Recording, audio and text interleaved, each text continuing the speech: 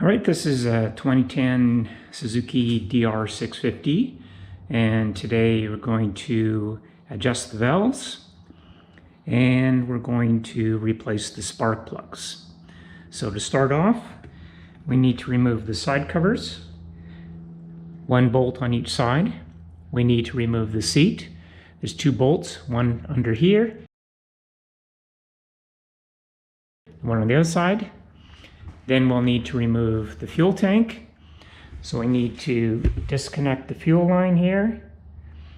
And there's also a vacuum line will need to be disconnected.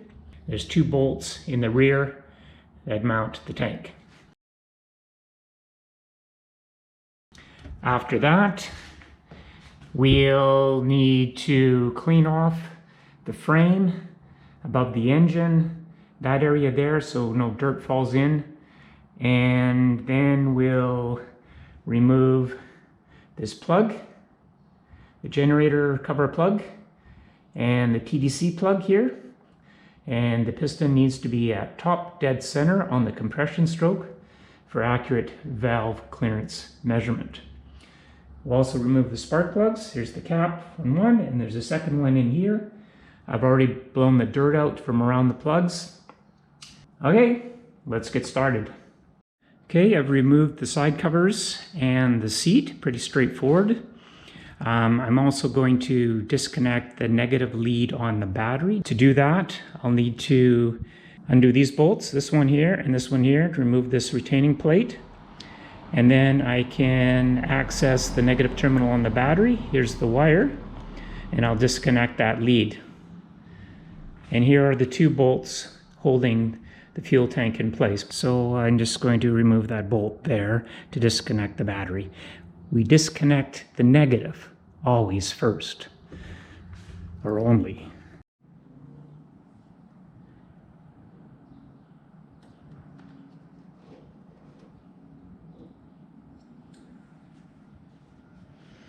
I put some electrical tape on the pliers just so it doesn't scratch the clamp and then lead to corrosion later. Now this is the difficult part sometimes, especially if the fuel line's old. I've got a new one to stick in here. So I'm not really prying it off. I'm just using the flat blade of the screwdriver there to kind of push the hose off. But it's really tight. So you just kind of have to work at it. Okay, I've got most of it off, and I've put a rag here just to catch any gas that spills out. Just about here. There you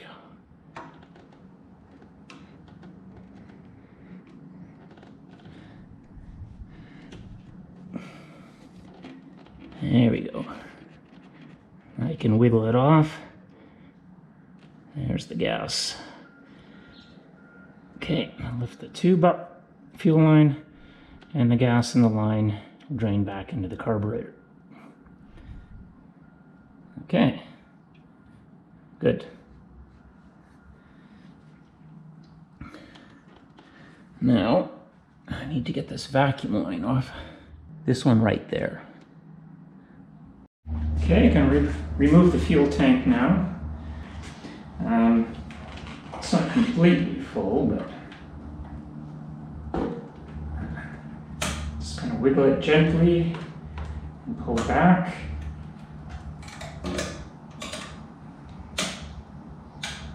And then lift off. All right, the next step will be to clean all this area so we don't get any dirt dropping into the engine. These are the valve adjusting caps, access caps, here and here. We'll need to remove those. Okay, I've cleaned up above the tank, and then I've wrapped the area with rags just in case there's any residual dirt. Don't want that dropping into the engine. And I've further cleaned around the spark plugs. There's a bit of sand jammed in there, so I had to loosen it up slightly, and then I used a pick to scrape it out of there, and then I used a vacuum cleaner to suck it up. I used a 16mm deep socket to loosen up the spark plugs. Okay, I've removed the spark plug. It doesn't look that bad, really. This is with about 25,000 kilometers on it. Looks pretty good. There's no real obvious erosion of the electrodes, maybe a slight amount. Color looks pretty good, I think. There's still just a little bit of dirt around the edge there. I'll clean that off with a damp rag and a wooden dowel before I put the new one in. I've gapped the new plugs already. I'll put the specification in the document I'm going to create to go along with this video. The gap is supposed to be 0.7 to 0.8 millimeters.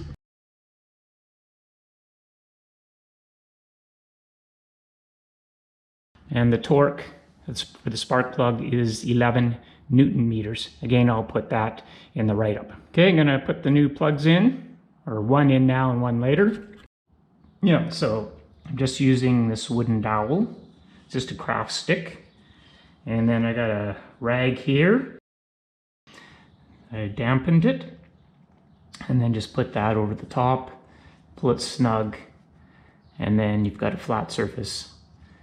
And you can just carefully wipe along the edge of the spark plug hole, just making sure you don't knock any dirt into the hole. And just do a little wipe, and then move to a clean part of the rag and do again until you think it's pretty clean. And then we can put the new spark plug in. All right, here's the new plug. Just carefully put it in there.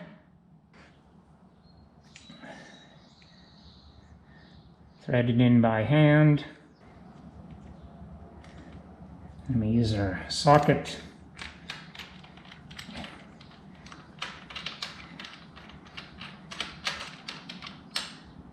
Okay, it's hand tight.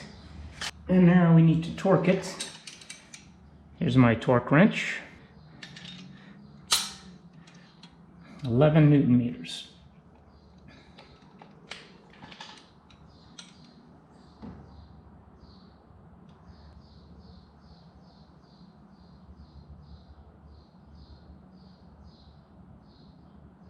There. Okay, now we're going to remove the generator cover cap. Maybe. You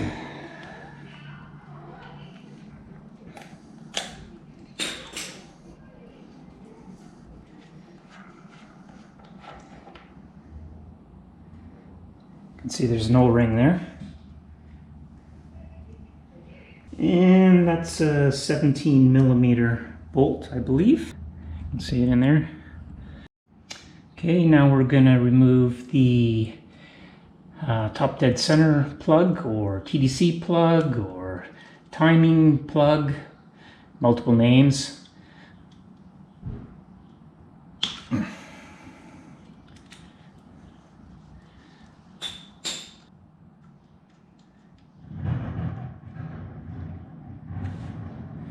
So I use a 8mm hex bit for that one, and it's a 10mm hex bit for the other plug.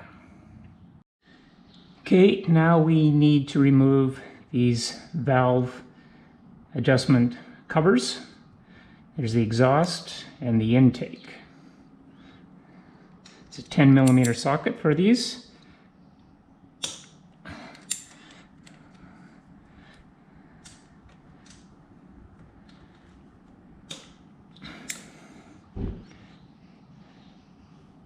And I'll have to go around to the other side to do the other two bolts. Now I needed to use a 6-inch extension to access this bolt over here.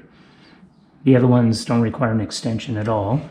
I've removed the bolts off the intake side cover. Now we just need to pop this one off.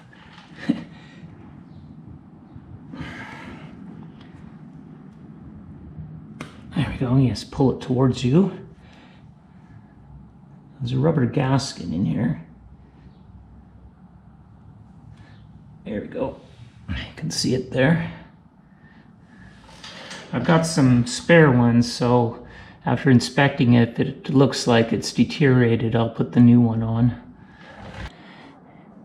These little square bolt ends, those are the adjusters. And then those are the lock nuts there, 10mm lock nut. And you can see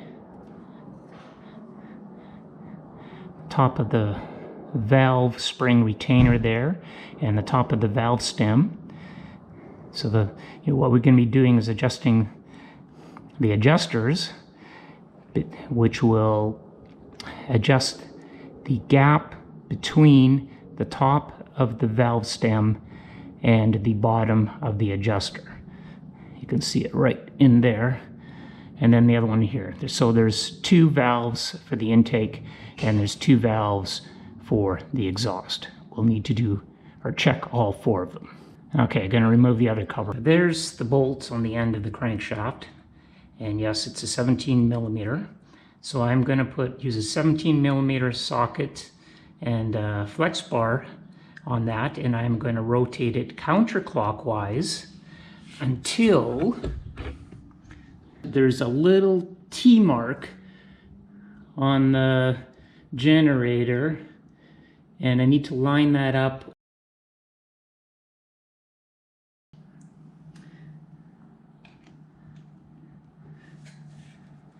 Oh, I'm just going to stop the recording because I need to get my head in there to see better.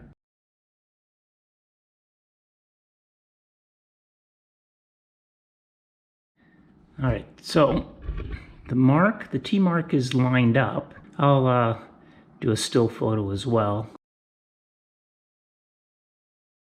I need to rotate it another 360 degrees because it's not top dead center on the compression stroke. Okay, we're in position. The timing mark is across the center of the hole, and you can wiggle the rocker arms. Can you hear that? And then the other one, I get my hand in there.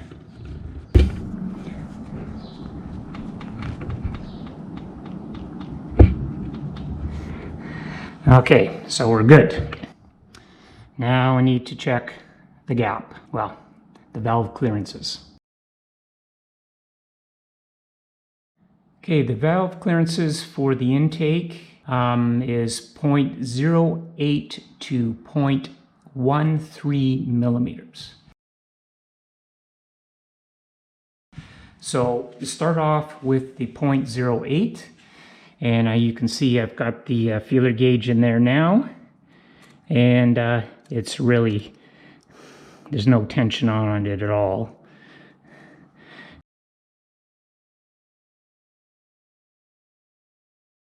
Better that they're loose than they're tight. And on the other one,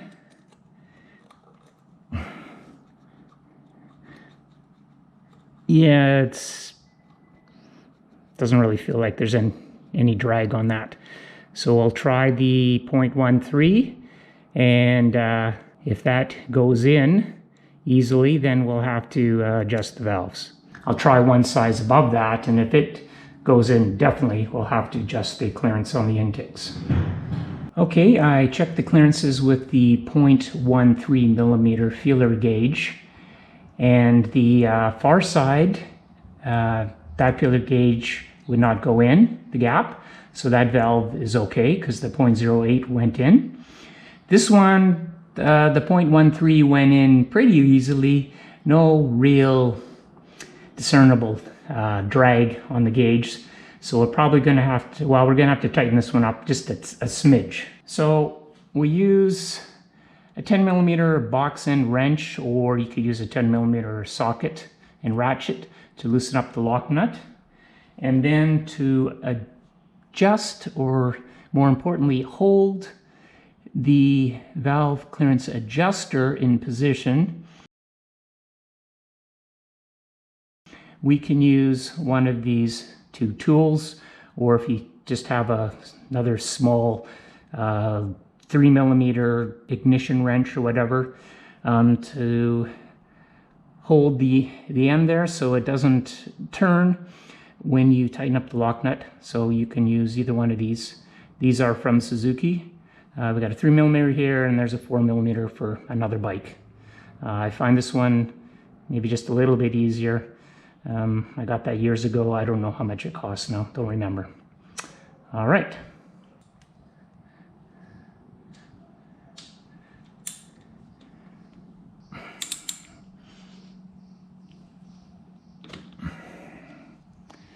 Now, obviously the gap will be way off. Okay, here's the 0.08mm. Lots and lots and lots of free play there. And we'll just pop this little tool on there.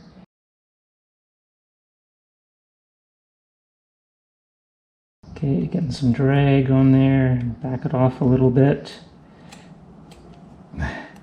Okay, maybe there. Box end.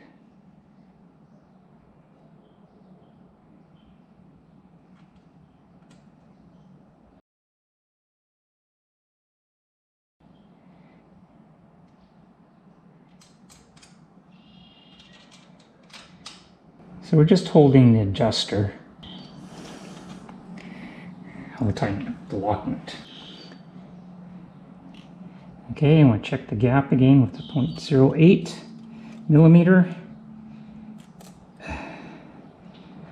Okay. There's no discernible drag on that. You have to bend the feeler gauge with your finger if you don't have angled gauges. Okay, that's definitely loose. Let's try the 0.13. Now, I've bent this one previously, so I can get it in easier.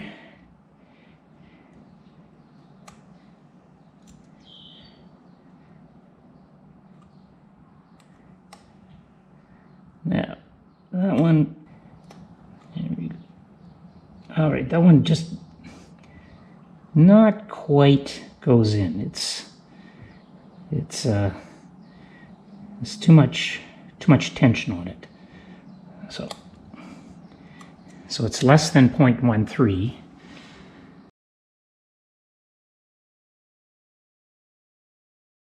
I've done the intake valve clearances, and I put the cover back on. You can see that. I torqued it up to 9 Newton meters. The specification for the valve cover, these bolts here, is 10 Newton meters. 9 should be more than adequate. For the lock nuts, there's no specification in the service manual, but for the KLX 140 Kawasaki, they give a torque specification of 8.8 Newton meters for these lock nuts. So I've torqued these ones up to 8.5. Just torque these up.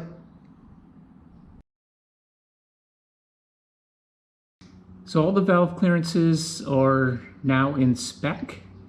I'm just going to double check the exhaust. So anyway, we're all done now. Gonna put the cover on. I put a little bit of oil on the O-ring.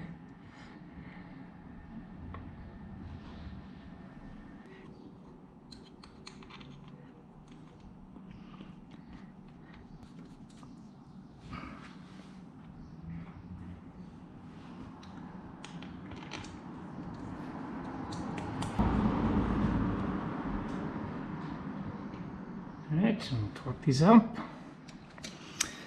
Doing it to 9 Newton meters.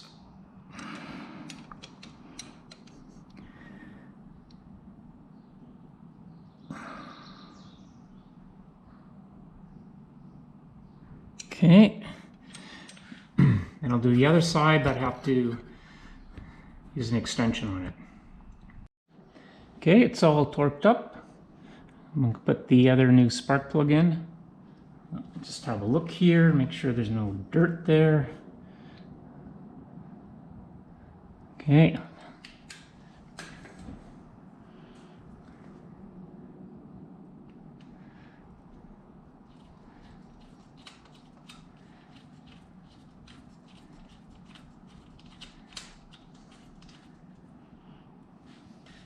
Okay, torque it up to 11 Newton meters.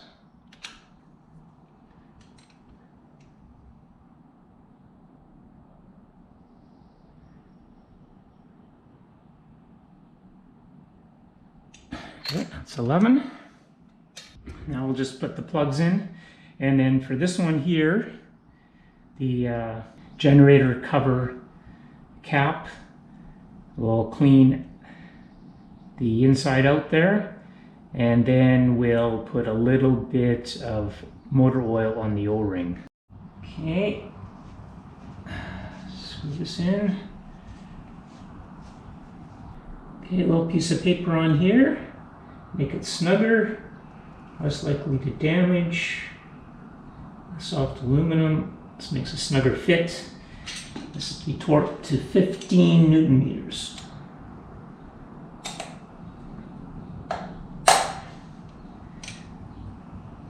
Okay, 10,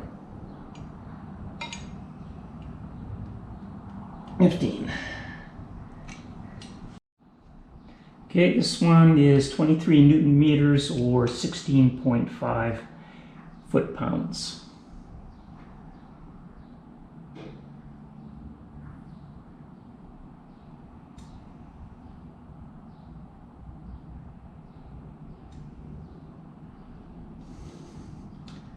There we go. So, what's next? Spark plug caps, tank shroud.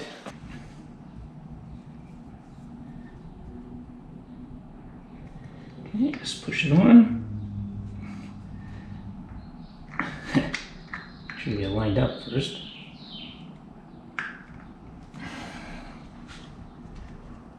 There we go.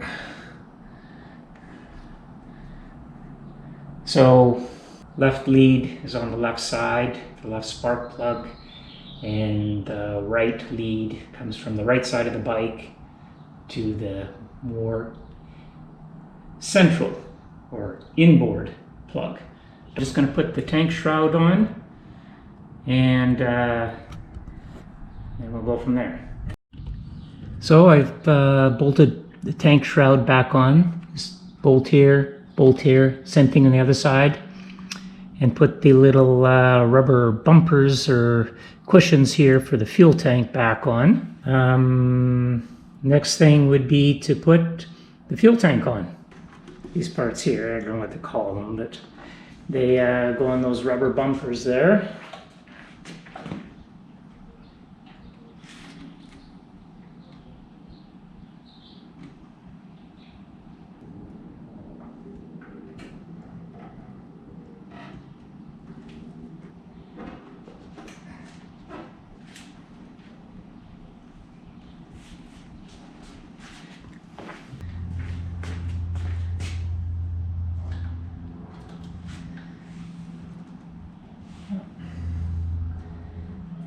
Here.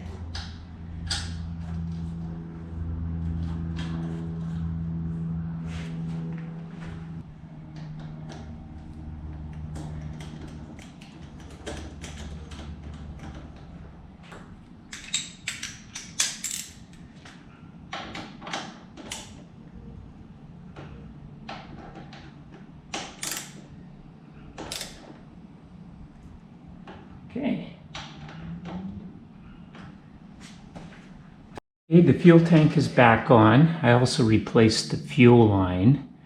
I had to cut a little slit into the end that attaches to the carb. I didn't want to put too much tension when I was trying to lever it off.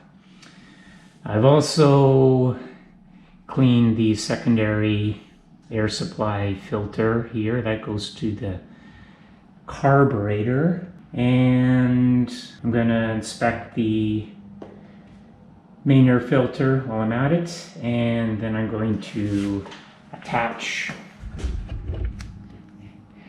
the negative lead to the battery and put that retaining plate on here, and then put the seat on, bolt it on here and here.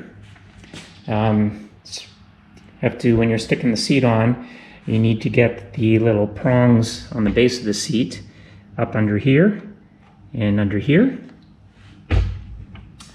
and then put the side covers on. So those little prongs I was talking about, here's the seat. You can see one there and one there. All right, hope you found that useful. And as I mentioned before, I'm going to document the whole procedure on the website. Okay, take care.